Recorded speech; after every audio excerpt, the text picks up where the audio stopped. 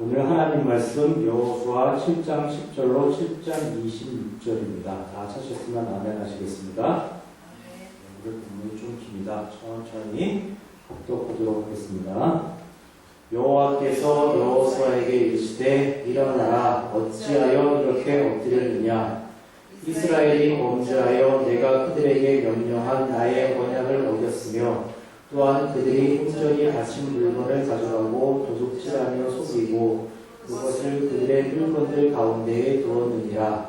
그러므로 이스라엘 자손들이 그들의 원수 앞에 능히 맞서지 못하고 그 앞에서 돌아섰나니 이는 그들도 온전히 바친 것이 되리라. 그 온전히 바친 물건을 너희 중에서 멸하지 아니하면 내가 다시는 너희와 함께 있지 아니하리라. 너는 일어나서 백성을 거룩하게 하여 이르기를 너희는 내일을 위하여 스스로 거룩하게 하라.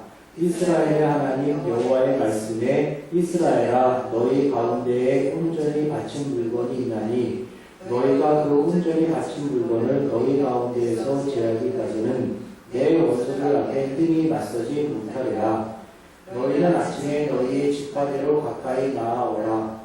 여호와께 뽑히는 그 지파는 그 족속대로 가까이 나아올 것이요 여호와께 뽑히는 족속은 그 가족대로 가까이 나아올 것이요 여호와께 뽑히는 그 가족은 그 남자들이 가까이 나아올 것이며 온전한 물건을 가진 자로 뽑힌 자를 의사르되 그와 그의 모든 소리를 그리하라.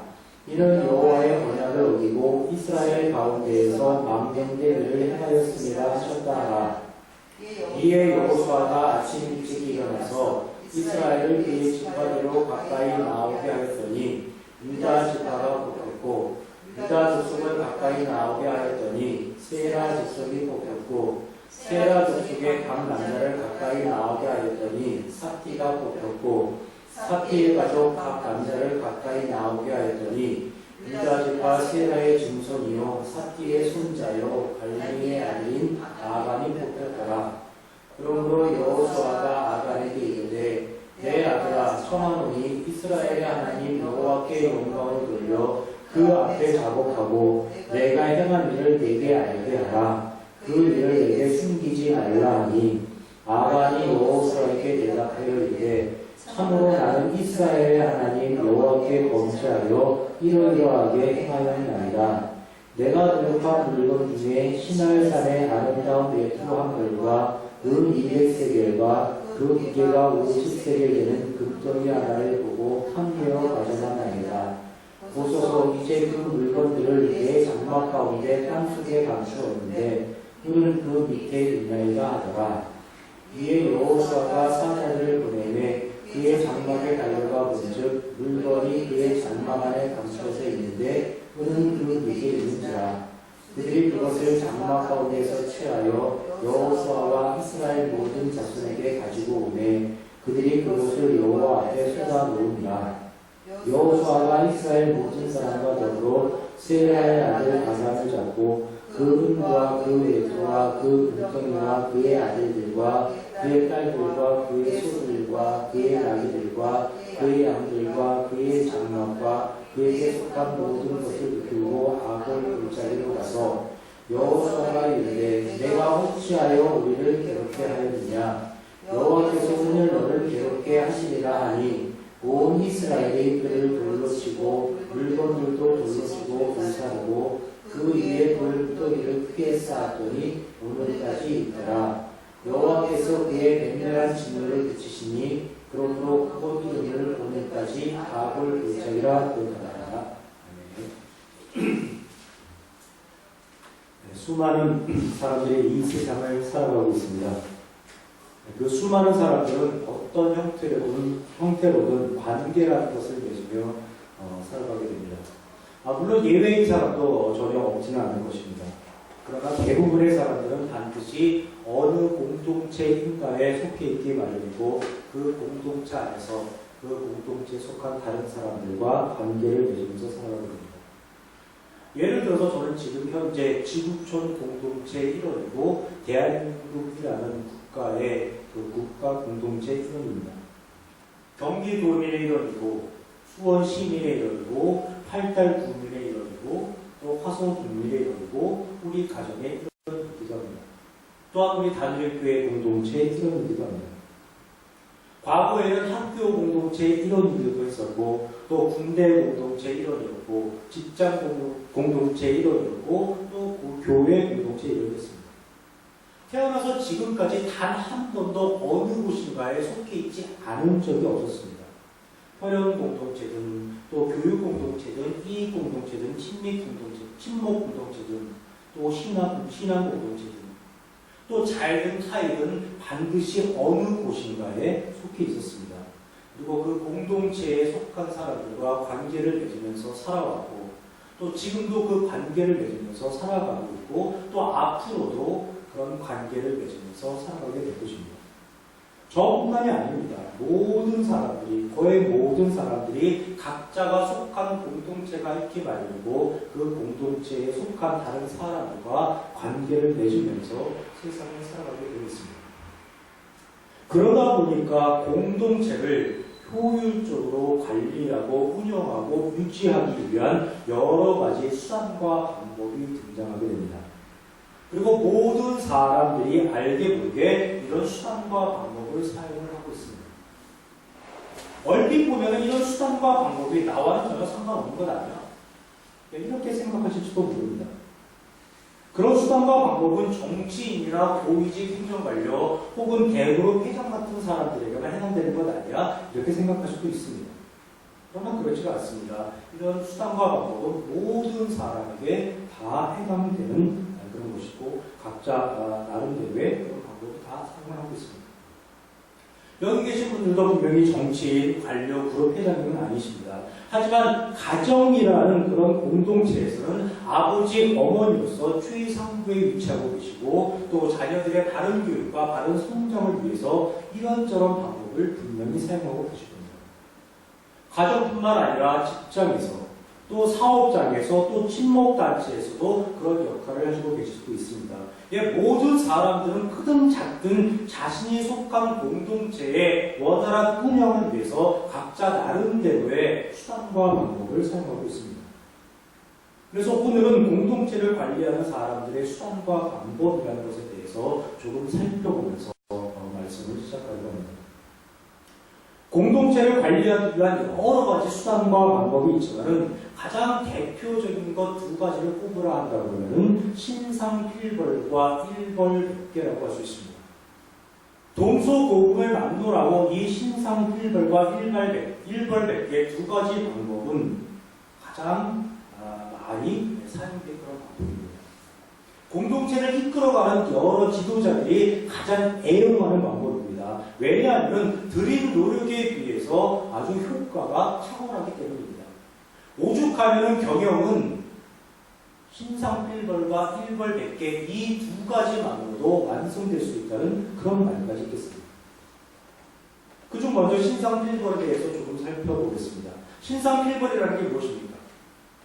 신상필벌은 공로가 있는 사람에게는 반드시 상을 주고 죄가 있는 사람에게는 반드시 벌을 준다는 뜻입니다. 상과 벌을 일정한 기준에 근거해서 아주 공정하고 아주 엄격하게 주는 일을 일컫는 말입니다. 쉽게 말하면 잘하는 사람은 상을 주어서 칭찬해주고 더 잘할 수 있도록 격려를 해준다는 것이고 못하면 벌을 주어서 그 사람이 더 이상 공동체에 해가 되지 않도록 누가 되지 않도록 이끌어간다는 의미입니다.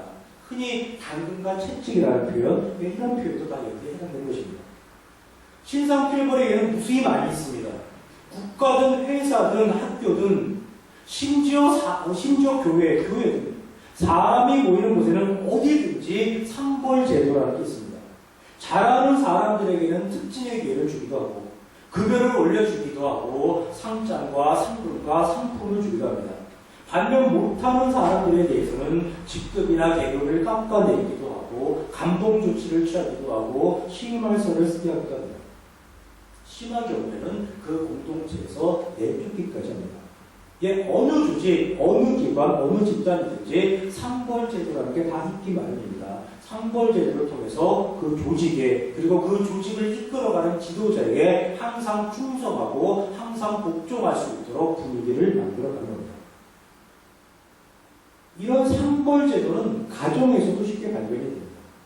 자녀가 아주 말을 잘 듣습니다. 그럼 부모는 자녀에게 칭찬을 해주고 격려를 해줍니다. 때로는 자녀에게 선물을 사주기도 합니다.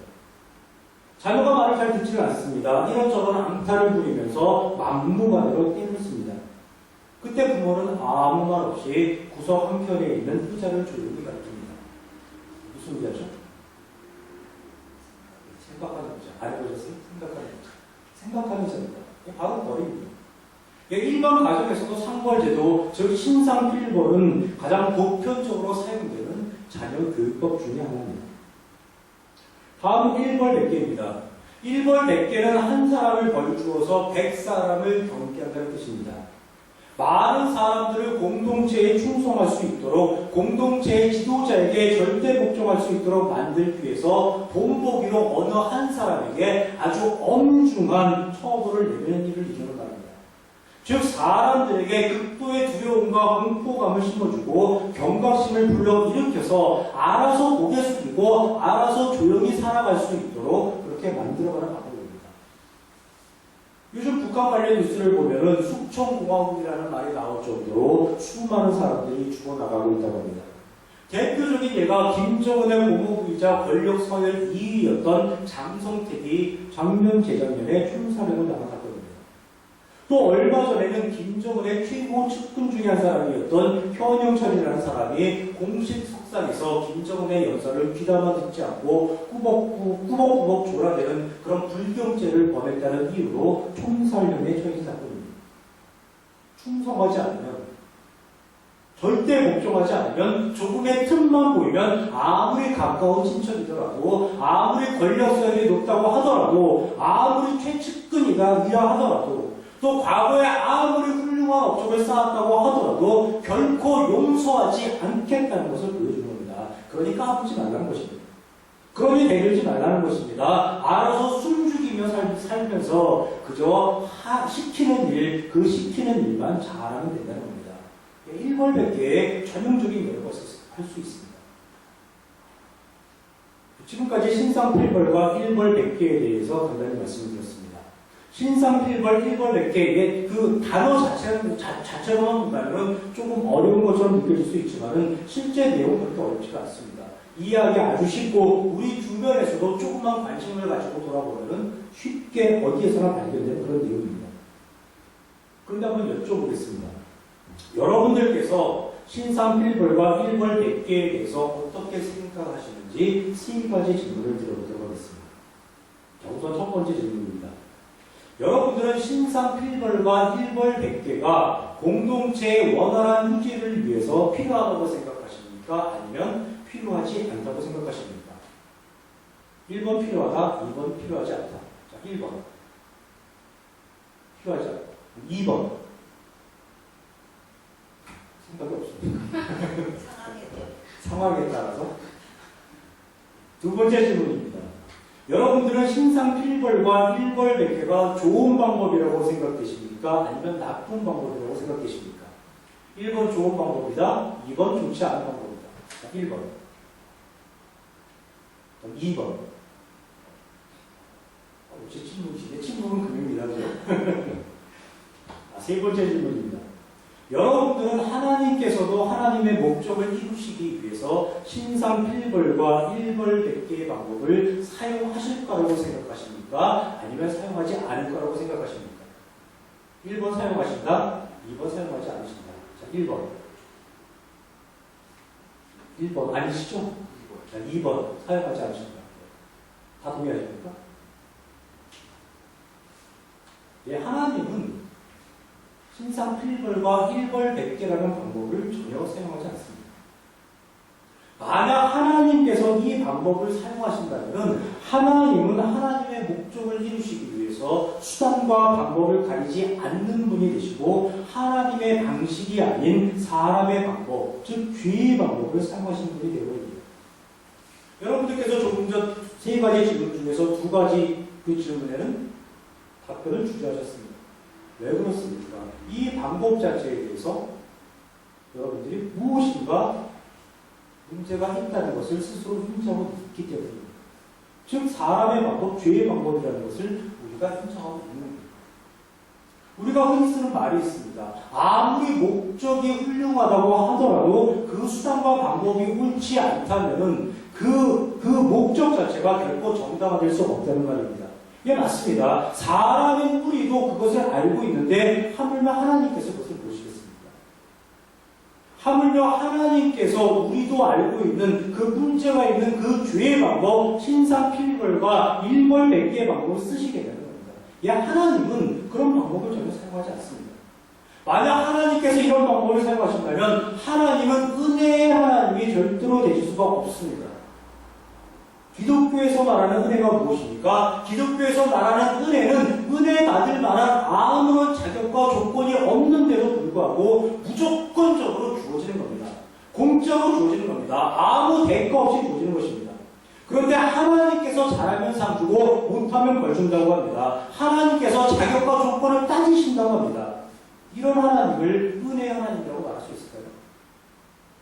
그렇게 말할 수 없습니다. 은혜의 하나님이라는 개념 자체, 말 자체가 성립되지를 않습니다. 또 잘하면 상 주고 못하면 벌 주는 하나님이시라면 하나님은 전지전능한 하나님이 되실 수가 없습니다. 졸지도 아니하시고 주무시지도 아니하시며 우리의 삶을 눈동자처럼 보호하시는 그런 하나님이 되실 수가 없습니다. 하나님은 그저 사람이 어떻게 생각하고 어떻게 행동하는지 그것만 감시하고 계시다가 상을 줄 것인지 벌을 줄 것인지를 결정하는 그런 하나님이 되실 뿐입니다. 즉 사람의 행위에 대해서만 반응하시는 무능력한 하나님, 무기력한 하나님, 수동적인 하나님, 소극적인 하나님이 되신 겁니다. 또 만약 하나님께서 신상필벌과 일벌백계라는 방법을 사용하신다면 하나님은 온 인류의 하나님이 되실 수가 없습니다. 잘해서 상 받는 사람은 그냥 그렇다고 칩시다. 그런데 못해서 벌 받는 사람은 어떻게 되겠습니까? 못해서 벌 받는 사람은 계속 못할 수밖에 없습니다. 못하는 사람은 더 잘 가르쳐서 알게 해줘야 하는데 오히려 벌을 주어버리니까 그 못하는 사람이 어떻게 나아질 수가 있겠습니까? 절대로 나아질 수가 없습니다. 그 사람에게 하나님은 아무런 도움이 되지 못하는 겁니다. 또 100사람에게 가르침을 주기 위해서 한 사람을 잡아야 한다면 그 한 사람은 어떤 존재가 되어버립니까? 그 사람은 하나님으로부터 버림받은 존재가 되어버리는 겁니다. 하나님으로부터 저주받은 존재가 되어버리는 겁니다. 하나님은 그 한 사람의 하나님이 절대로 되실 수가 없습니다. 하나님께서 신상필벌과 일벌백계라는 그런 방법을 사용하신다면 하나님은 온 인류의 하나님이 되실 수가 없는 겁니다. 그런데 참으로 안타깝게도 하나님을 신상필벌의 하나님, 또 일벌백계를 행하시는 하나님으로 설명하는 교회가 너무나도 많이 있다는 겁니다. 잘하면 복 주고 못하면 저주하는 하나님으로 설명을 합니다. 순종하면 복 주고 불순종하면 징계도 서슴지 않는 그런 하나님으로 설명합니다. 하나님의 목적을 이루기 위해서라면 수많은 사람들의 목숨이나 한 나라의 운명까지도 좌지우지할 수 있는 그런 무서운 하나님으로 설명을 합니다.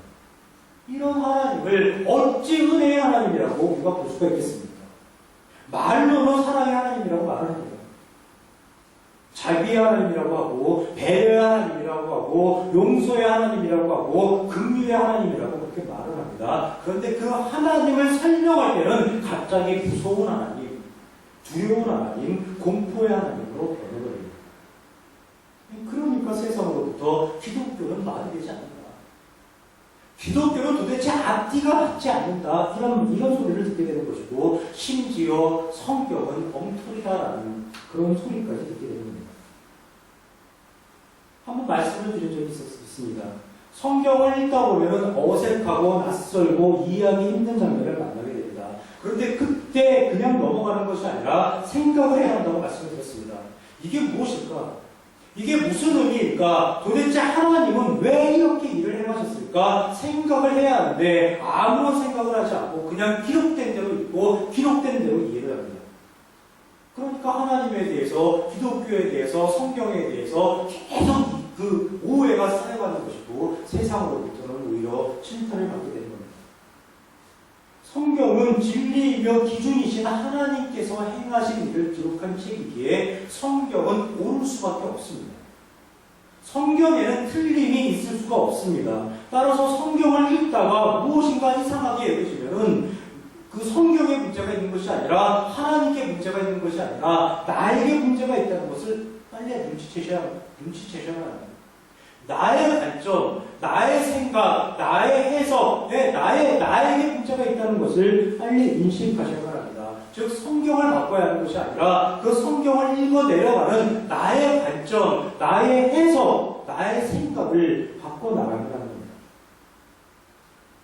제가 왜 이런 말씀을 드리냐? 지난주에 시작해서 오늘로서 끝나게 되는 여호수아 7장의 내용들을 모든 교회가, 모든 목회자들이 다 일괄백계를 행하시는 그런 하나님으로 설명하고 있기 때문입니다. 설교뿐만이 아닙니다. 모든 주석서가 그렇고 모든 서적이 그렇습니다. 사랑의 하나님, 자비의 하나님, 긍휼의 하나님, 배려의 하나님, 이렇게 말을 하면서도 그 하나님을 일괄백계를 행하시는 무시무시한 하나님, 무자비한 하나님으로 설명하는 오류를 범하고 있는 것입니다. 그들이 어떻게 설명하고 있느냐? 그들의 설명 방식은 이렇습니다. 그들의 설명 방식입니다. 여리고성을 점령할 때 아간이라는 사람이 재물에 눈이 멀어서 전리품의 일부를 빼돌리는, 자신의 소유를 빼돌리는 그런 잘못을 벌였습니다. 그 사실을 하나님께서 아시고 하나님이 진노하셔서 이스라엘이 아이성 전투에서 패배하게 하셨습니다. 그리고 그 패배한 이유에 대해서 여호수아가 왜 도와주지 않으셨나고 따지고 묻자, 간절히 부르짖으며 기도하자 하나님은 이스라엘 백성 중에 어느 누군가가 범죄를 해서 안 된 일을 행할 사람이 있다고 말씀하시면서 그 사람을 찾아내서 반드시 그와 그의 모든 소유를 불사르라고 명령을 하셨습니다. 그렇게 하지 않으면 다시는 이스라엘과 함께 하시지 않겠다고 말씀하셨습니다. 여호수아는 하나님의 말씀에 늘 순종하는 사람이었습니다. 그래서 하나님께서 이르신 대로, 이르신 방식대로 잘못을 범한 아간을 끝끝내 찾아냈고 그로부터 범의 일죄를 자백받았습니다. 그리고 온 이스라엘과 더불어서 아간을 돌로 쳐 죽이고 아간의 모든 소유물도 돌로 치고 불살라 없애버렸습니다. 그리고 그 위에 돌무더기를 크게 쌓자 마침내 하나님께서 맹렬한 진노를 붙이셨고 하나님께서 회개한 이스라엘을 도와 여호수아 8장에서 아이성도 결국 이스라엘 손에 넘겨주셨습니다. 대부분의 교회에서 대부분의 목회자들 다 이렇게 설명하고 있습니다. 그러면서 교훈도 잊지 않고 덧붙입니다. 하나님의 말씀에 절대 복종해야 한다. 하나님의 것을 탐내면 안 된다. 물질에 눈이 어두워지면 욕심을 부리다가는 어떤 화를 당할지도 모른다. 잘못이 있으면 빨리 자복하고 빨리 회개해야 한다. 대를 위해서는 소를 희생시킬 수도 있는 분이 하나님이시다. 별의별 부분을 다 갖다 붙입니다. 자, 여러분은 이런 설명과 이런 교훈의 동의가 되십니까? 저는 동의가 되지 않습니다. 아무리 생각해도 이런 설명 방식에 납득이 가지를 않습니다. 그런데 한편으로 생각하면 또 저들의 이런 설명 방식과 교훈이 결코 무리가 아니라는 사실입니다. 왜냐하면 아주 곰곰이 생각을 하지 않으면 이렇게 해석할 수밖에 없도록 성경에 기록되어 있기 때문입니다. 먼저 여호수아 7장 1절 말씀을 보시겠습니다. 여호수아 7장 1절 말씀, 첫 절 말씀은 이스라엘 자손들이 온전히 바친 물건으로 말미암아 범죄하였으니 이는 유다 지파 세라의 증손 삽디의 손자 갈미의 아들 아간이 온전히 바친 물건을 가졌습니다. 여호와께서 이스라엘 자손들에게 진노하시니라 이렇게 기록되어 있습니다. 자, 이제는 여호수아 7장의 맨 마지막 말씀 여호수아 7장 26절을 보시겠습니다. 맨 마지막 말씀 7장 26절 그 위에 돌무더기를 크게 쌓았더니 오늘까지 있더라. 여호와께서 그의 맹렬한 진노를 그치시니 그러므로 그곳 이름을 오늘까지 아돌골짜기라 부르더라라고 기록하고 있습니다. 즉 여호수아 7장은 하나님께서 진노하시는 장면으로 시작해서 하나님께서 진노를 그치시는 장면으로 끝이 납니다. 그러니까 사람들은 그 중간에 있는 내용 7장 2절부터 25절까지 기록된 내용은 이스라엘이 어떤 이유로 하나님을 진노하시게 그렇게 만들었는데 하나님께서 이스라엘에 대해 어떤 그 상응하는 조치를 취하셨고 그 하나님의 조치에 대해서 이스라엘이 어떤 반응을 보이자 하나님께서 마침내 화를 푸시고 진노를 거두셨다는 그런 내용으로 이루어져 있을 거라고 아주 쉽게 생각을 하게 됩니다. 예, 그 생각까지는 좋습니다. 얼마든지 그렇게 생각할 수 있습니다. 그러나 하나님이 어떤 분이신지를 먼저 생각했었어야만 합니다. 하나님은 온 인류의 하나님이시고 전지전능한 하나님이시고 은혜의 하나님이시기 때문에 신상필벌 일벌백계를 행하시는 분이 절대로 아니라는 전제하에 본문을 해석해야 하는데 모두 하나님이 어떤 분이신지를 생각하지 않고 본문에 있는 글자 그대로 문자 그대로 해석을 하니까 엉뚱한 설명이 나오고 엉뚱한 결론에 이르게 되는 것입니다. 여호수아 7장은 일벌백계를 행하시는 하나님에 관한 내용이 절대로 아닙니다. 하나님께서 일벌백계를 전혀 행하실 그런 하나님이 아닙니다. 근데 우리 모두가 여호수아 7장을 일벌백계를 행하시는 그런 무시무시한 하나님으로 설명을 하고 있습니다. 지금부터 오늘 본문이 과연 우리에게 무엇을 말하려고 하는 것인지를 천천히 살펴보도록 하겠습니다. 먼저 지난주 내용을 조금 기억을 해주셔야만 합니다. 지난주에 이스라엘은 아이성 전투에서 패배를 하게 됩니다. 패배의 이유는 아이성을 이스라엘이 만만하게 보았기 때문입니다. 교만과 자만에 빠져서 아이성 쯤이야 하는 마음으로 섣불리 전투에 나섰다가 아이성 반격에 초전박살이 나고 말았던 겁니다. 그러자 여호수아는 이스라엘 장로들과 함께 하나님을 원망하고 하나님께 모든 책임을 떠넘기는 전형적인 죄인의 모습, 비겁한 모습을 보였습니다. 이런 여호수아에게 하나님께서 하시는 말씀이 오늘 보면 여호수아 7장 10절입니다. 여호와께서 여호수아에게 이르시되 일어나라 어찌하여 이렇게 엎드렸느냐입니다. 여호수아가 슬프도소이다 주 여호와여 어찌하여 라고 말을 시작하면서 하나님을 원망하고 책임을 떠넘기니까 하나님께서도 어찌하여 라고 받으시면서 말씀을 시작하시는 겁니다.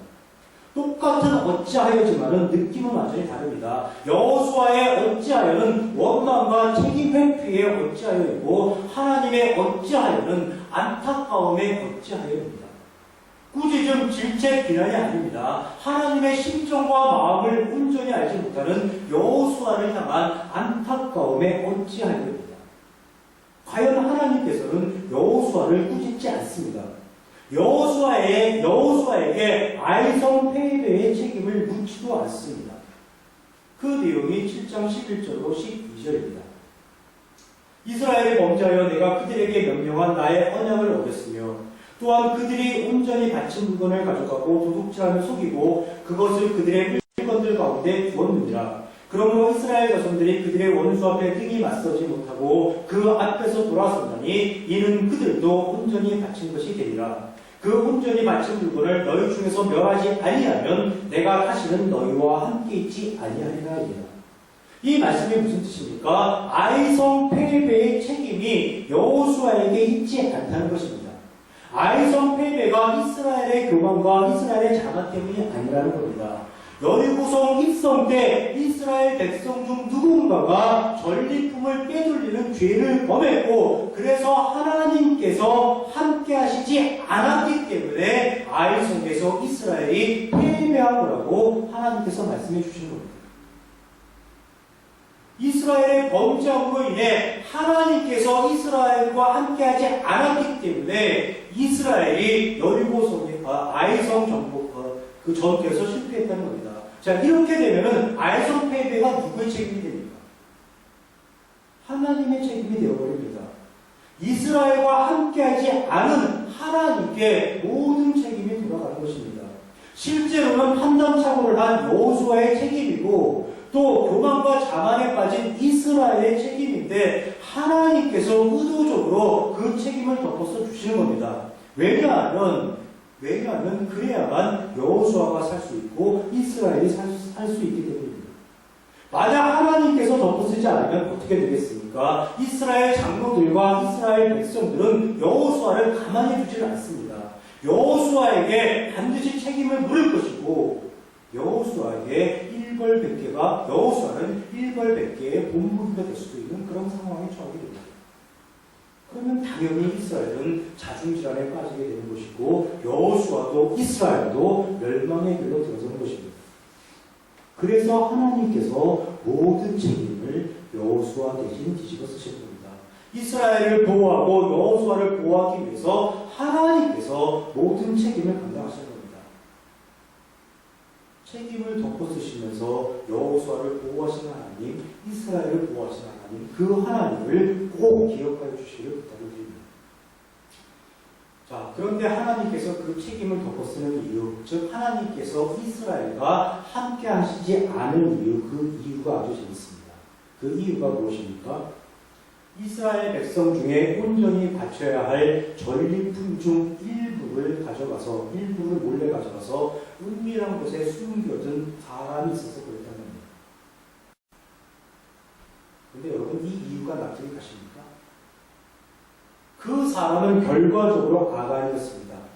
그 아간 한 사람의 범죄 때문에 하나님께서 이스라엘을 아이성 전투에서 패배하게 했고 또 36명이나 목숨을 잃게 했다는 이게 이해가 가십니까? 요단강을 건너서 가나안 땅에 들어온 이스라엘 백성의 숫자가 몇 명입니까? 광야에서 두 번째 인구 조사를 했을 때 20세 이상으로 전쟁에 나갈 만한 사람의 숫자가 60만 1730명이었습니다. 한 가구당 3명만 따져도 180만 명이 넘습니다. 지금 수원시 인구의 2배에 육박하는 어마어마한 숫자입니다. 여러분께 여쭤보겠습니다. 그 수많은 사람들 중에서 오직 아간만이 전리품을 몰래 빼돌렸을까요? 오로지 아간 한 사람만이 물질의 눈이 어두워져서 전리품을 못 다가 자기의 장막 가운데 숨겨놨을까요? 나머지 사람들은 전부 황금 보기를 아주 돌같이 했을까요? 여리고성에 들어갔는데 사람들은 텅텅 비어있다시피 하고 사람들이 없습니다. 곳곳에 황금과 은과 동과 철이 막 나뉘고 있습니다. 그것을 여러분들은 모른 체 하시겠습니까?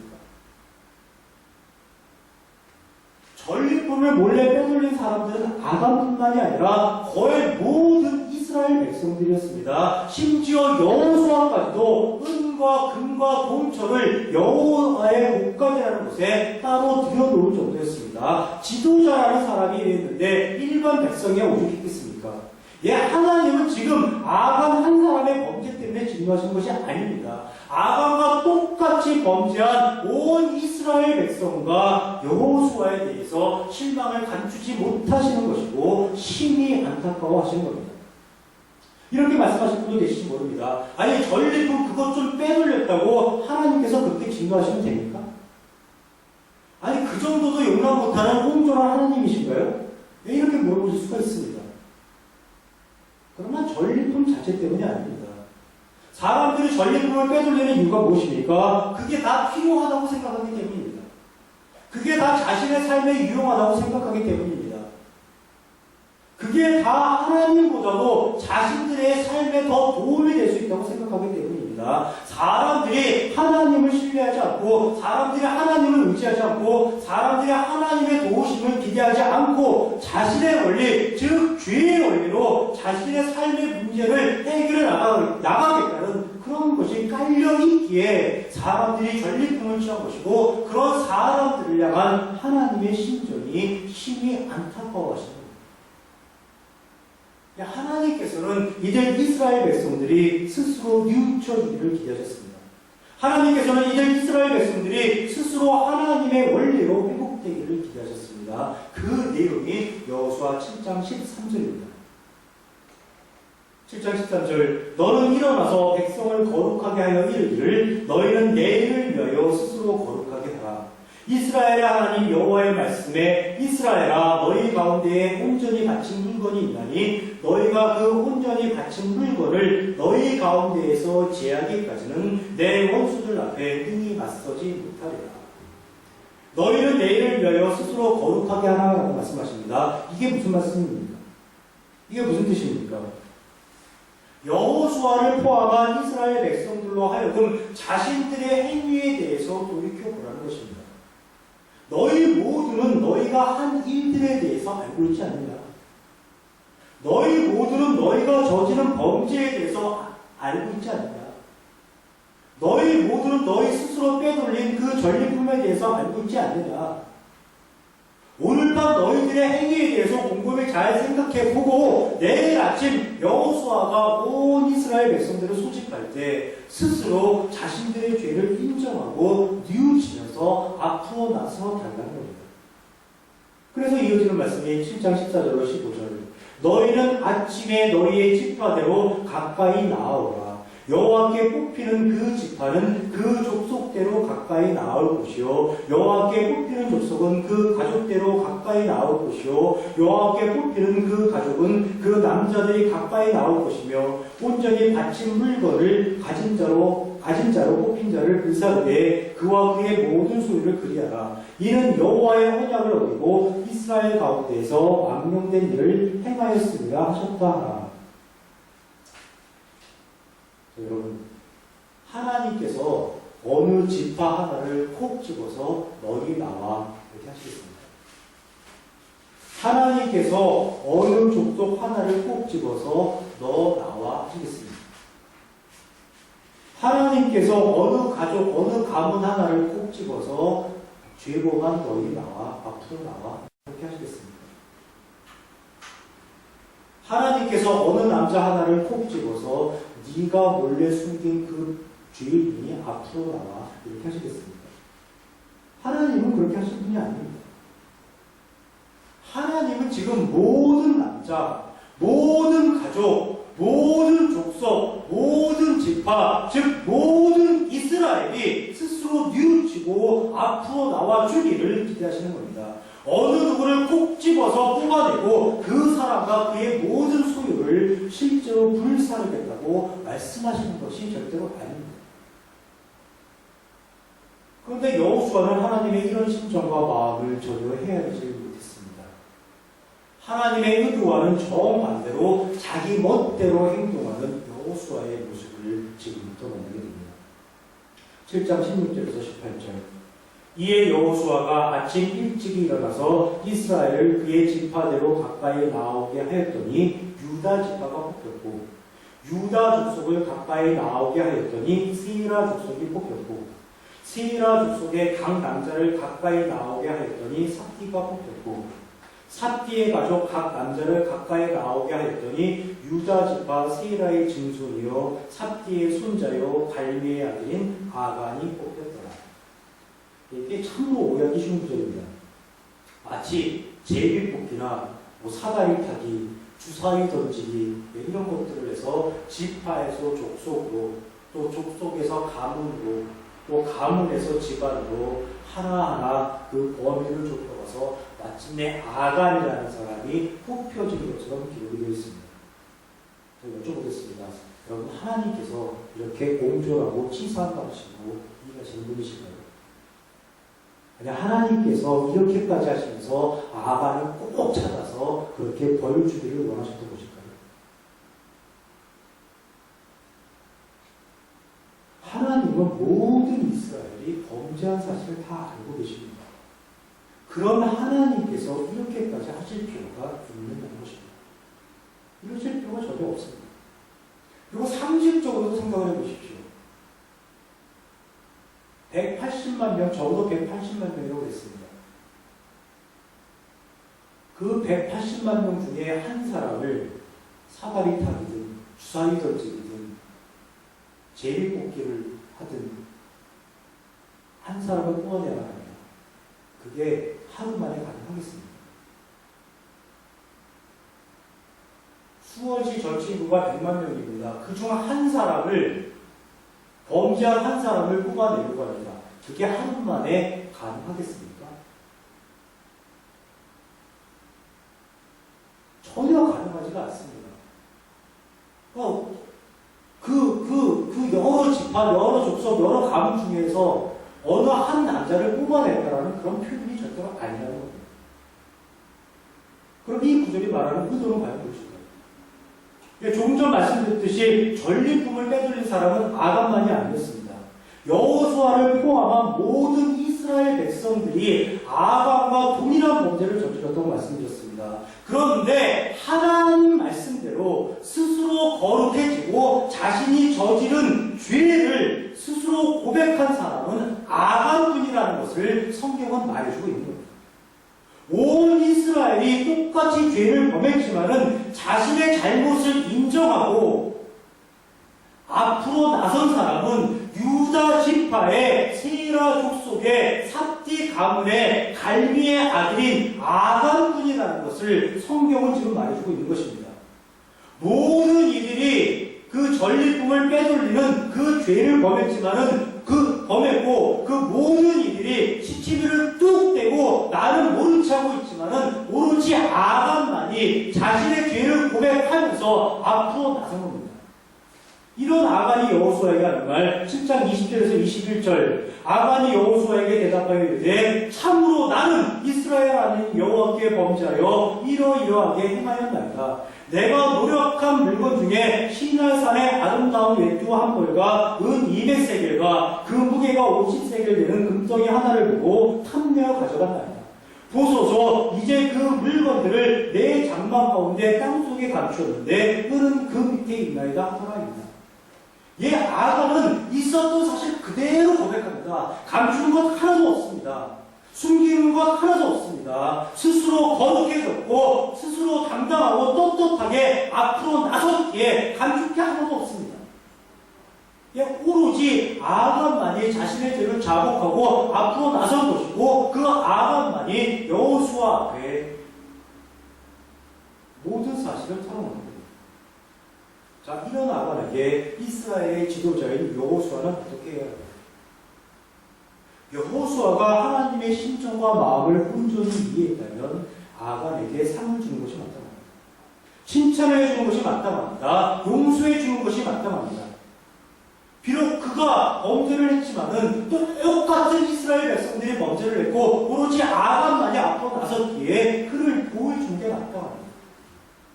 그렇게 해서 다른 이스라엘 백성의 선한 본보기로 삼아가는 것이 마땅합니다. 그러나 여호수아는 그렇게 하지 않습니다. 여호수아는 죄의 원리에 사로잡혀서 아간을 용서하는 대신에 아간을 선한 본보기로 삼는 대신에 그를 오히려 일벌백계의 본보기로 삼습니다. 그 내용이 7장 24절로 26절입니다. 여호수아가 이스라엘 모든 사람과 더불어 세라의 아들 아간을 잡고 그 은과 그 외투와 그 금덩이와 그의 아들들과 그의 딸들과 그의 소들과 그의 나귀들과 그의 양들과 그의 장막과 그에게 속한 모든 것을 이끌고 아을 물장이로 가서 여호수아가 이르되 내가 어찌하여 우리를 괴롭게 하였느냐 여호와께서 오늘 너를 괴롭게 하시리라 하니 온 이스라엘이 그를 둘러 치고 물건들도 돌로 치고 불사르고 그 위에 돌무더기를 크게 쌓았더니 오늘까지 있더라. 여호수아는 아간은 물론이고 그의 아들들과 딸들 그의 모든 소유까지 악을 골짜기로 끌고 가서 돌로 쳐 죽이고 불사릅니다. 누구의 이름으로 그렇게 합니까? 하나님의 이름으로 그렇게 하고 있습니다. 여러분 이게 과연 있을 수 있는 일입니까? 숙청공화국 북한에서도 그 김정은도 이 정도까지는 하지 않았습니다. 더군다나 아간의 아들들과 딸들까지 죽인 것은 율법에도 어긋나는 그런 행동입니다. 신명기 24장 16절에 보면 이런 말씀이 있습니다. 아버지는 그 자식들로 말미암아 죽임을 당하지 않을 것이요 자식들은 그 아버지로 말미암아 죽임을 당하지 않을 것이니 각 사람은 자기 죄로 말미암아 죽임을 당할 것이니라 라고 기록하고 있습니다. 여호수아는 하나님께서 주신 율법의 가르침마저 무시해버리고 아간과 그의 가족들을 비참하게 죽음으로 몰아간 것입니다. 여호수아가 왜 이렇게까지 하는 것일까요? 여호수아가 왜 이렇게 모질게 아간을 대하는 걸까요? 아이성 전투 패배로 땅바닥까지 떨어진 자신의 권위를 회복하기 위해서입니다. 자신의 판단자고 자신의 작전 실패로 구겨질 대로 구겨진 자신의 지도력, 자신의 자존심을 회복하기 위해서입니다. 혹시라도 있을지 모를 이스라엘 장로들과 백성들의 저항을 사전에 차단하기 위해서입니다. 즉 아간을 일벌백계의 본보기로 삼아서 아이성 패배로 인해 흔들리는 이스라엘의 민심을 수습해 가는 것입니다. 하나님께서 아이성 패전의 원인이 모두 하나님께 있다고 그 책임을 다 뒤집어 써주셨는데도 하나님께서 일벌백계를 당한 여호수아 그 본인을 하나님께서 보호해 주셨는데도 여호수아는 마음을 놓지 못하고 해서는 안 될 일, 즉 아간을 일벌백계의 본보기로 삼아가는 겁니다. 이스라엘 백성들도 마찬가지입니다. 자신들도 모두 아간과 똑같은 범죄를 저질렀습니다. 그러나 하나님께서 말씀하신 대로 스스로 거룩해지기를 모두 다 거부했습니다. 이런 그들에게 아간이 좋게 보일 리가 없습니다. 이런 그들에게 그 아간이 예뻐 보일 리가 없습니다. 그러니 아간과 그의 가족들을 모두 다 함께 한마음 한뜻이 되어 돌로 치는 겁니다. 어쩔 수 없는 주인의 한계를 여호수아를 통해서 그리고 이스라엘 백성들을 통해서 우리 모두가 생생하게 목격하게 되는 겁니다. 하나님께서 얼마나 마음 아파하셨을까요? 하나님께서 아간에게 얼마나 미안하셨을까요? 그 하나님의 심정과 마음을 표현한 구절이 7장 26절. 그러므로 그도 이름을 오늘까지 악을 못잡이라 부르더라. 우리 성경에도 나와 있지만은 악은 괴로움이라는 뜻입니다. 이 하나님은 몹시 괴로우셨던 겁니다. 일벌백계의 본보기가 되어서 죽게 된 아간에 대해서도 하나님은 괴로우셨지만은 죄의 원리에 빠져서 해서는 안 될 일을 저지른 여호수아와 이스라엘 백성에 대해서도 하나님께서는 심히 괴로우셨던 겁니다. 자, 하나님께서 어떻게 하셨는가요? 이런 악행을 저지른 여호수아와 이스라엘 백성들을 저주하고 징계하고 심판하셔야 할까요? 하나님께서는 그렇게 하시지 않습니다. 그렇게 하시면 하나님과 여호수아 또 하나님과 이스라엘 백성이 다를 게 무엇이겠습니까? 하나님과 죄가 다를 게 무엇이겠습니까? 하나님께서 하실 수 있는 일은 오로지 가르치는 것뿐입니다. 여호수아와 이스라엘에게 하나님의 존재를 가르치고 하나님의 원리를 가르치고 하나님의 방식을 가르쳐 나가는 것뿐입니다. 그 가르침을 위해서 하나님은 진리를 붙이신 것입니다. 말씀을 정리하겠습니다. 하나님은 아이성에서 패전한 여호수아의 책임을 모두 자신의 책임으로 뒤집어 쓰셨습니다. 그리고 죄의 원리에 빠져서 물질을 당한 모든 이스라엘 그 백성들이 회개하고 뉘우치면서 하나님의 심정과 마음을 회복하기를 기대하고 소망하셨습니다. 그럼에도 불구하고 여호수아는 자신의 입지를 공고히 하기 위해서 아간을 일벌백계의 본보기로 삼았고 모든 이스라엘은 자신들의 주의를 감추기 위해서 아간을 돌로 쳐 죽이는 일에 동참했습니다. 이 모든 불행의 원인, 이 모든 불행의 씨앗이 무엇입니까? 죄입니다. 이 바로 죄로 인해서 이 모든 불행한 사건이 일어났던 것입니다. 여러분과 저는 이제 하나님의 은혜로 구원받아 그 교활한 죄, 그 악랄한 죄, 그 간사한 죄에서 해방된 하나님의 자녀, 하나님의 성도가 되었습니다. 하나님의 심정과 마음을 가지고 하나님의 원리로 천국을 살아갈 수 있는 그런 존재가 되었습니다. 우리에게 임한 하나님의 은혜를 가슴 깊이 깨달으시고 그 악랄한 죄에서 노임받은 우리의 존재, 우리의 그 존재 가치를 깊이 있게 깨달으시고 그에 합당한 삶 살아가시기를 주님의 이름으로 축원합니다. 기쁘게 살아가시길 축원합니다. 즐겁게 살아가시길 축원합니다. 그리고 자유롭고 행복하게